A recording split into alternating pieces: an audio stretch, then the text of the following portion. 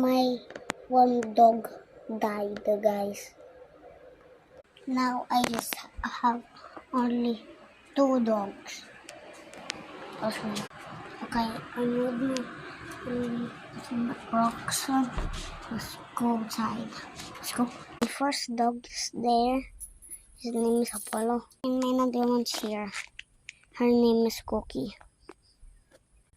And my baby dog just died. His name is Coco. Let's go. There's his grave there.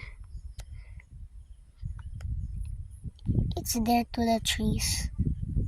Yeah. We're here to his grave. There he is. His body's right there. See you later. Bye. Now you see my baby dogs.